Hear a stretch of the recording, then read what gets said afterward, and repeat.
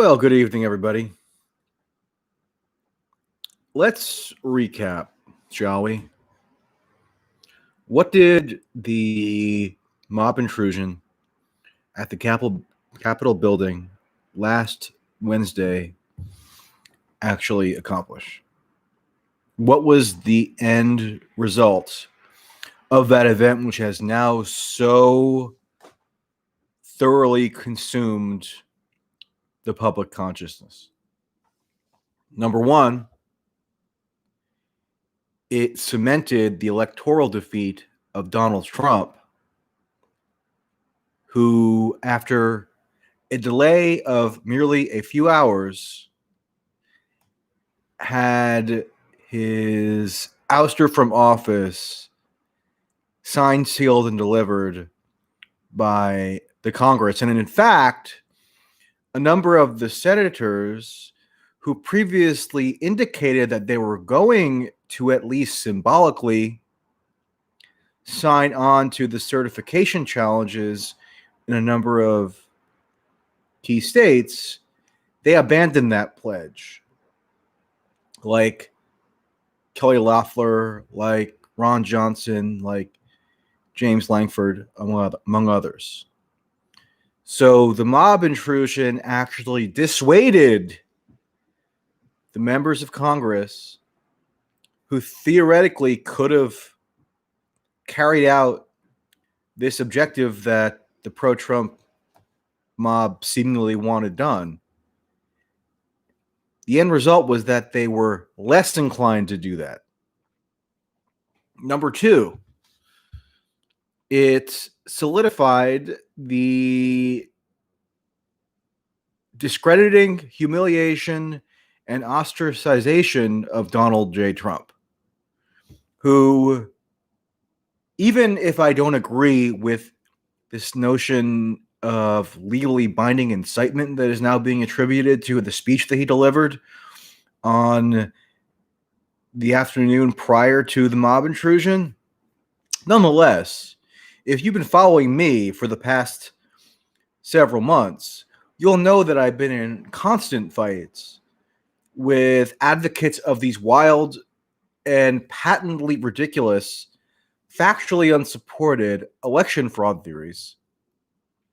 And the reason why those theories were so prevalent in the main was because Donald Trump was a personal believer in those theories. He was an engager in the online media ecosystems which furnish those theories. So his obsession with constantly propagating the notion that he was fraudulently deprived of a second term clearly drove a lot of people nuts. And that nut job mentality got fused into this overarching ideology or worldview that they've imbibed over the past few years of Trump being some mythical figure who is endowed with this metaphysical significance by God, by Jesus, by whomever to save the nation from pedophilia and from ruin. And so a bunch of them did follow his command and showed up to the Capitol to protest or to rabble rouse, or in some cases to engage in what was clearly violent mob activity. So the end result of that whole thing was the self-marginalization of Trump. And third, the real thing, the long-lasting thing, the most consequential, I would maintain, thing that came about as a result of that mob intrusion is this massive corporate censorship crackdown that is of unprecedented proportions that we now see unfolding with spellbinding tenacity. So it was obvious right away, and I'll keep repeating this because it needs to be repeated, that the most significant outcome from that event wasn't going to have anything to do with the event itself. It was going to be the deliberately stoked overreaction to that event. That's why you have members of Congress, media, other commenters using the most extreme hyperbolic language available to them to describe what unfolded. They're saying it was a coup attempt. They're saying it was an insurrection. They're saying it was a MAGA terrorist uprising, and on and on and on. The reason that you flood the public consciousness with such hyperbolic exaggeration is because you want to acclimate the public to accept whatever remedial action is in the offing to, as you see it, address that event and punish the alleged perpetrators and implement an agenda that you would have wanted to implement anyway, which is the extirpation to the greatest extent possible, not just of Trump, but all of his enablers, all of his supporters. When I say extirpation, I mean within the realm of what they have power or jurisdiction over, which in this instance is the online public discourse. So was it a significant event? And I know I've said this before, but I'll rehash. Sure, it was a significant event. It's not every day that you see the Capitol building mobbed and the business of Congress interrupted, but at the same time, it was an interruption. It wasn't a coup attempt. A coup attempt is when you attempt to forcibly seize the levers of state. That's not what unfolded. At no point on Wednesday was there a risk of even the remotest size that the United States government was going to be overthrown. I mean, that's preposterous, although we have members of Congress saying that outright. And they're saying it outright for a specific reason. AOC is saying for a specific reason that half of the House of Representatives narrowly avoided mass execution. She said that on ABC This Week, the Sunday show yesterday. She said, stressing it for maximum effect, she said that we all need to recognize that what happened here was that 200 plus people were nearly executed. That's what she said. She said it in service of demanding the most stringent possible punishment in response. Now, I don't know why everybody is so furious at the suggestion that you can acknowledge the significance of an event like this without necessarily devolving into this wildly implausible hyperbole. So it's not necessary to say that 200 plus people, 200 plus legislators narrowly evaded mass execution. That just wasn't a plausible outcome of what occurred here. And let me just remind you that one of the people who was killed was a Trump supporting intruder who was shot point blank in the throat by a Capitol police officer. Yes, another Capitol police officer was killed seemingly due to a blow to the head, and another Capitol police officer apparently committed suicide in the days after. But this idea that, within the space of a split second, 200 plus members of the House of Representatives could have been mowed down and massacred is fantasy. It's not supported by any of the evidence that we have yet. And yet they perceive a political utility in propagating that extreme, exaggerated depiction of events. And so the mob, in sum, did not achieve what they set out to achieve, which was to somehow bring about the continued rule of their God Emperor, Donald J. Trump. So I guess this means that the pedophilic tyranny will be upon us. And they succeeded in ensuring that Trump is going to be as isolated as he's ever been. And the end result that we really have to be concerned about, again, doesn't stem from the intrusion unto itself, which was, for all its unusual qualities,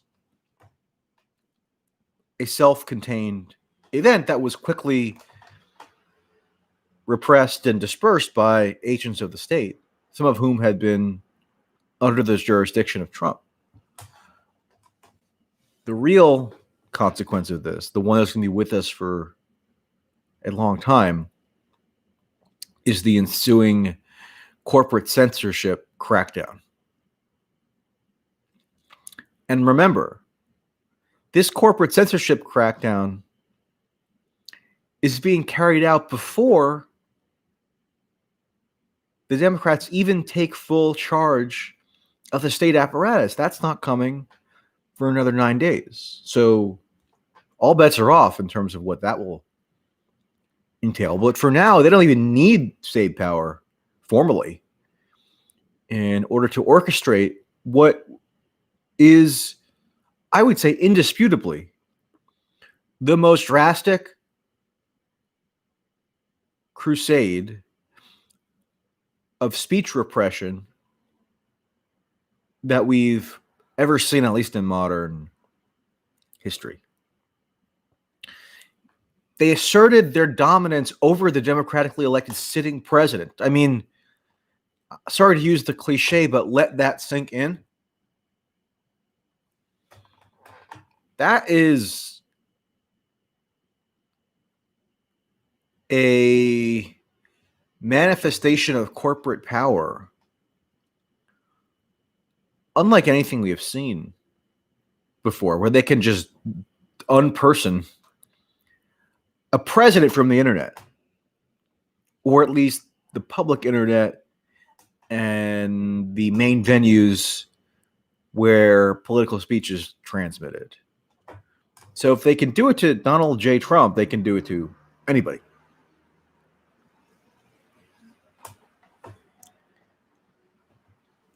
And the creepiest aspect of it is how coordinated it patently is. A test run for all this was in 2018 when they did it to Alex Jones. And at that time, I applauded Twitter for being a holdout. They weren't in, meaning Twitter, the initial purge. That was Facebook, that was Google, that was Apple, that was probably one or two other platforms that escaped me. But Twitter held out for maybe another month or so before they too then purged Alex Jones from the platform, because it turns out that once one domino falls among these tech giants, the rest of them fall in due course, because there's that much monopolistic political pressure around who they permit to participate in the free internet. And this is a chickens coming home to roost moment. I can still recall the day in November of 2016 after Trump won the election and shocked to the core so many of the country's political, economic, and corporate elites, cultural elites especially. I can remember when they came up with this whole concept of fake news. Remember, Trump appropriated the concept of fake news cleverly for his own purposes.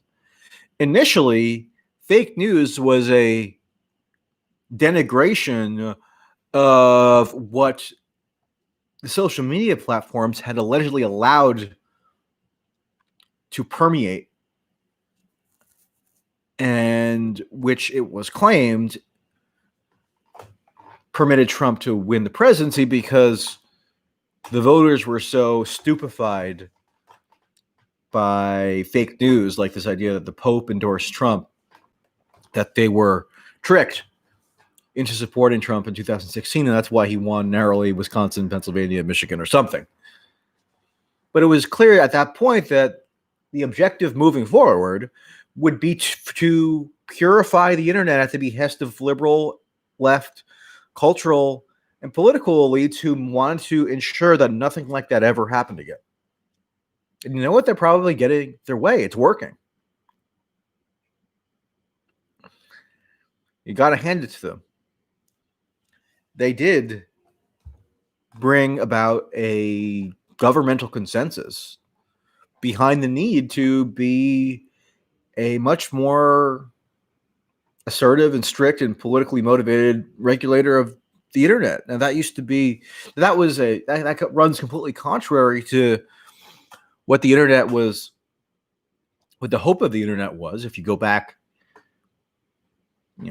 10, 15, 20, 25 years, it would have been seen as unfathomable that this kind of corporate crackdown could be waged, but here it is. And the issue of Parler, the social media kind of conservative platform Parler, is also incredibly disturbing. Now, I was not a user of Parler. I mean, I registered for an account just to take a look at it and see what it was about. And what I saw was that it was more or less a right-wing conspiracy echo chamber. And so it wasn't really that interesting to be a participant in. I mean, you can go and observe some stuff, sure, but not my cup of tea. But then again, stuff that is not my cup of tea on the internet, that's like, I don't know, 99.9% of the internet.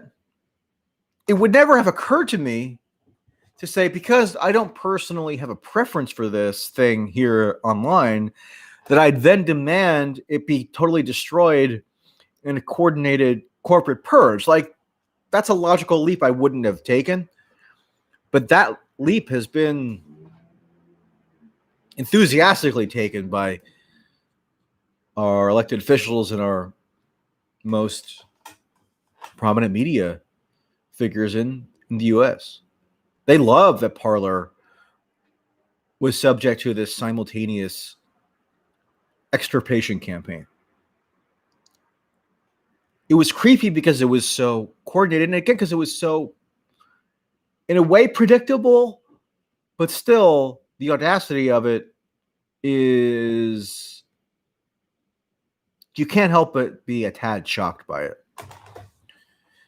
First, you have members of Congress like AOC, Ro Khanna, the other members of the squad, which I think should not be renamed the corporate censorship squad.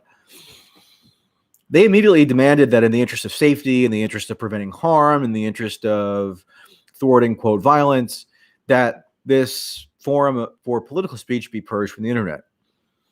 And the tech corporations, which are more or less in line with them culturally, they quickly obliged. So you had Apple remove it from the App Store, meaning Parler. You had Google remove it from its App Store. And then the big whammy came when Amazon joined the fray. And Amazon Web Services summarily issued notice to Parler that they would be terminating their hosting. And it didn't even stop there. Again, the dominoes fell. At that point, even smaller web hosting services, even other vendors that provide other services to Parler, they all withdrew, and now Parler is effectively destroyed. It's rubble. It may never return. And if it does return, it won't be for some time, apparently. And again, I wasn't even a fan of Parler, but that's irrelevant. My personal fandom should not be a determinator of what is allowed to exist on the internet. Like, it's not that complicated of a mindset. And yet now it's, I don't know, extremism to even suggest that. It means I'm or you are fascist or a white supremacist or a MAGA terrorist insurrectionist if you feel similarly. And that's what is really disturbing about all this. Because they're going to come for you. I don't want to sound paranoid, but this kind of exertion of power, once it's out there, the genie's not going to stay in the bottle.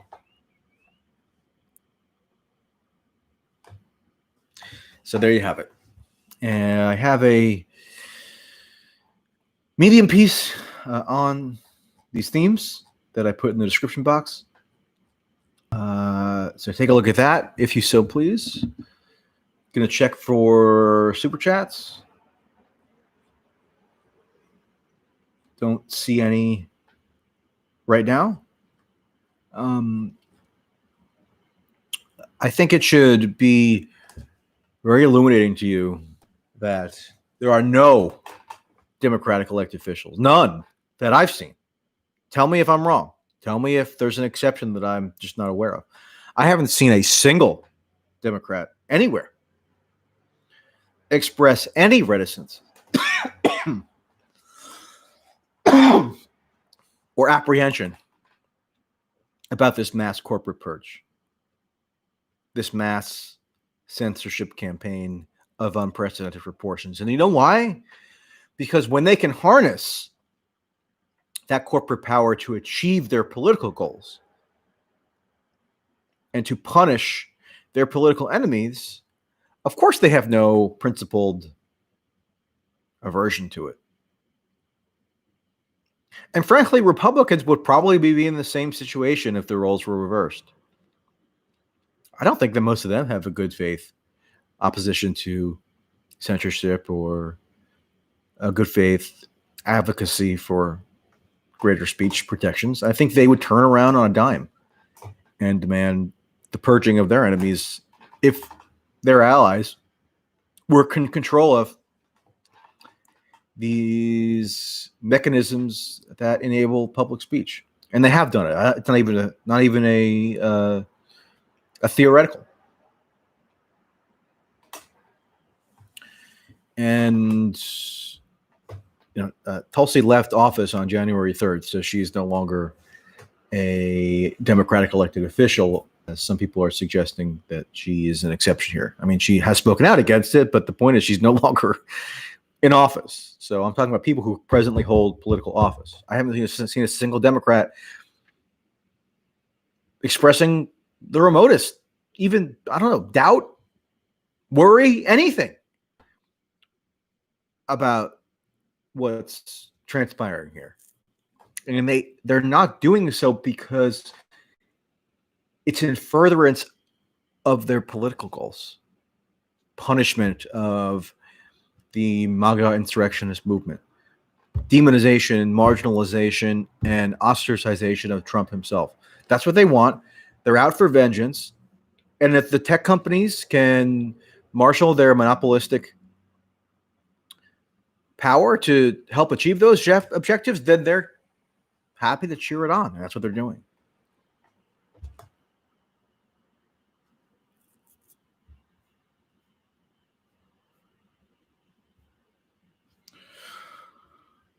All right, everybody, that's it. I see, did you say super chat?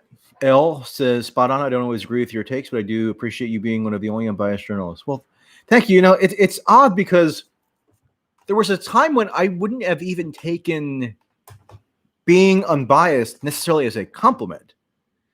Because if you go back 10 years ago, like when I first started in media, one of my big critiques was that the media was way too tethered to phony notions of objectivity. They were too wedded to this false dogma of objectivity, as though they could just pronounce from on high who was right and who was wrong without ever taking a side on anything, without ever being transparent about their own views.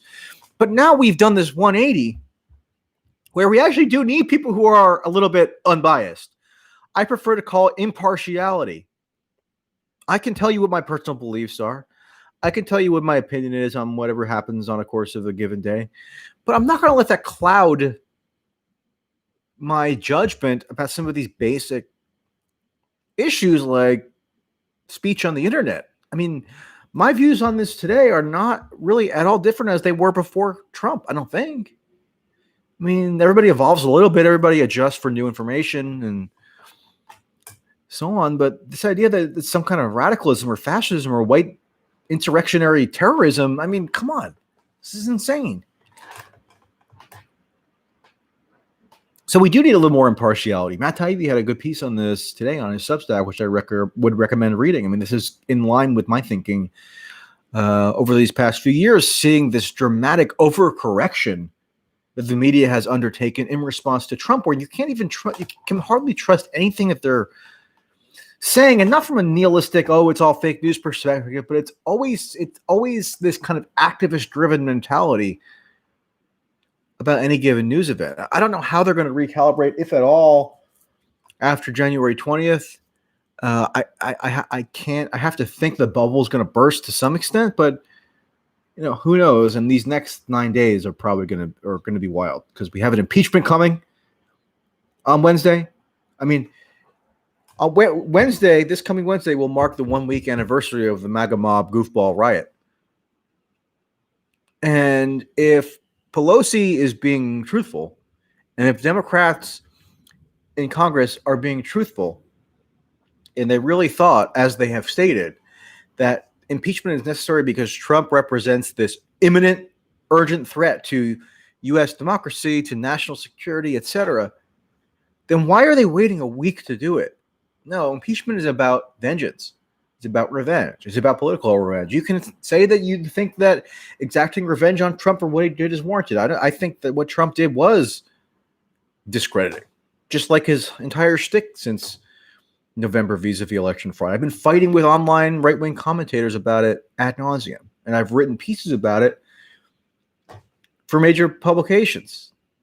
Feature story in the Daily News in December on the idiocy of various Trump-Giuliani election fraud claims that were just not borne out by a basic reading and an impartial reading of the facts. But at least if that's what you want to impeach him for, admit it that it's just revenge. Admit it's not some threat that needs to be immediately curtailed. Because if it was, you wouldn't have waited a week. You would have acted like it's the emergency you say it is. Congress convened to declare war on Japan 1 day after Pearl Harbor. So if this is a Pearl Harbor-like event, as Chuck Schumer stated himself it was on the floor of the Senate last Wednesday,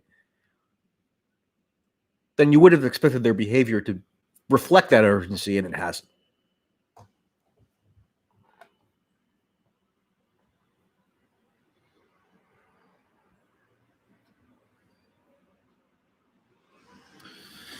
Why are you laughing? 418 says, think the current social platforms would censor you if you said Iraq actually doesn't have WMDs in 2003, or how close to that are we? I'm not sure, because I think it's hard to say, because in 2003 there was just nothing like the social platforms that we have now. And I was on the internet, I was on forums and stuff in 2003, and that was definitely stuff like that was definitely said. But there was no expectation that the government was going to move to like purge it. It just wasn't in the realm of anything anyone could fathom. I almost wonder now if actions like the invasion of Iraq have become untenable, because if you could have crowdsourced that in 2003, I think it would have been obvious that it was BS. It would have become unavoidably obvious that the case for war in 2003 was BS, had the social media platforms existed then in the way they do now, and if all that information could have been crowdsourced. instead of relying on near exclusively establishment organs like the Washington Post, the New York Times, NBC News, Fox, etc., to frame the entire debate on their own terms. So, James Mitchner says Biden seems to have cognitive issues. Isn't it likely that someone else is making decisions? And if so, who? Do we have a mystery president? You know, I obviously recognize that Biden's cognition has declined. However, I remember a year ago being so confidently lectured that, of course, Biden could never win the Democratic nomination because his cognition was so impaired. I also remember being told 6 months ago that, of course, Biden can never win the general election because his cognition is impaired. I think Biden's cognition is impaired, but it doesn't prevent him from asserting himself to some extent. So I think I think clearly, I think the cabinet now reflects what Biden genuinely wants, or at least his cabinet appointments.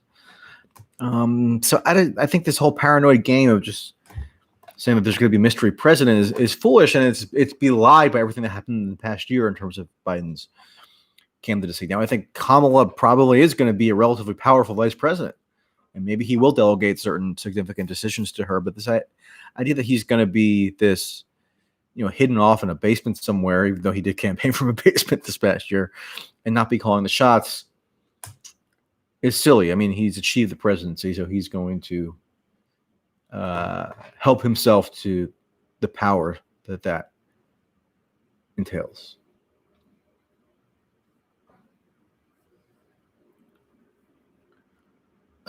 G. Bailey, Donna says, appreciate the few honest journalists we have. Thank you very much. Robert says, if you replace the word Trump supporter with infidel, all of my left-leaning Facebook friends would sound like members of ISIS.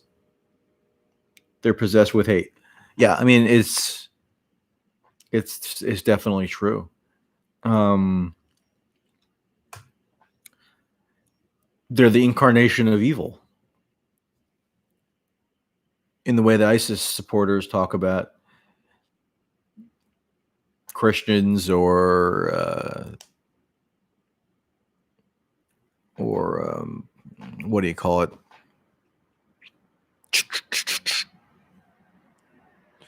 Shia Muslims, or various other religious groups that they don't feel are people of the book. I don't know that these liberals screeching online would take it upon themselves to launch a genocide or anything, but who knows? It's definitely a similar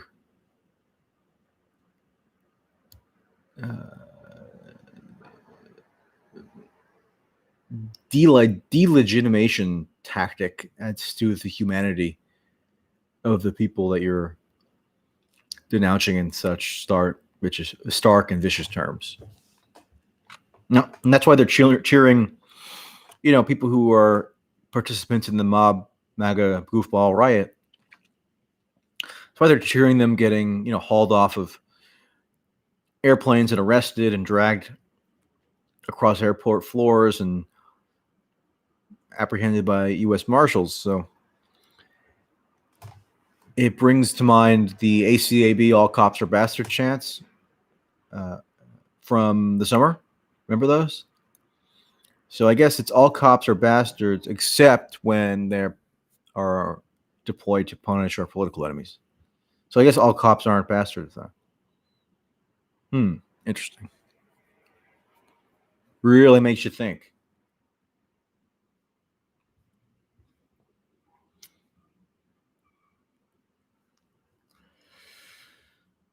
Boop, boop, boop. G. Bailey says, what are your thoughts on Pelosi's whiteness over democracy comments? Hillary Clinton had an op-ed in the Washington Post where she made almost the same exact point. And she used the term whiteness as well. I just think it's hilarious that these old women, old white ladies, are being trained to spout the talking points that just a few years ago would have been confined to like the academic activist, not entirely fringes, but definitely not the mainstream Democratic Party political discourse. And now you have the absolute dead center mainstream of the Democratic coalition, Pelosi and Hillary. They're blaming this on, quote, whiteness.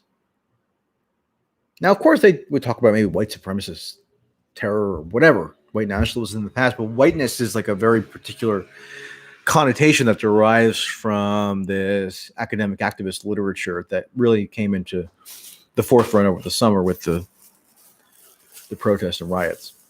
So that to me is just almost humorous. I'm just not sure that. I'm sure there were people who partook in that mob who had, let's say, some questionable views on the issue of race.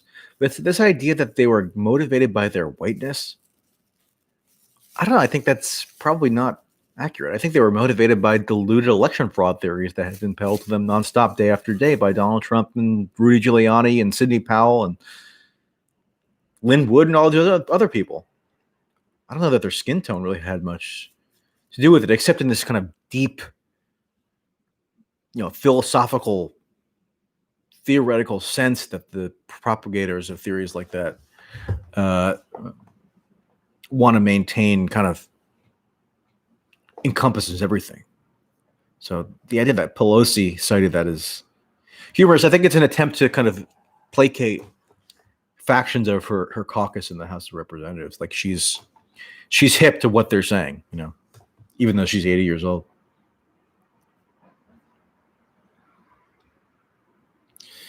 It's to Clout says, yo, IDGAF, I don't give an F about any of this SHIT as long as I keep getting my stimulus and my unemployment boost ups. Big shouts, yo. Hey, I respect that. I can't hate on that. Although there's a problem apparently with these $600 stimulus payments, the direct cash payments that were passed in the COVID relief bill that Trump pretended not to want to sign, but then ended up signing anyway and capitulated like a big baby. The IRS says there's a glitch where a lot of people aren't receiving them, and you have to instead claim a rebate on your taxes. So that's wonderful. Oh, well. All right. That'll do it for now. Stay safe. Stay cool. Stay sane, because the next 9 days are going to be a little bit touch and go. All right. Bye-bye, everybody.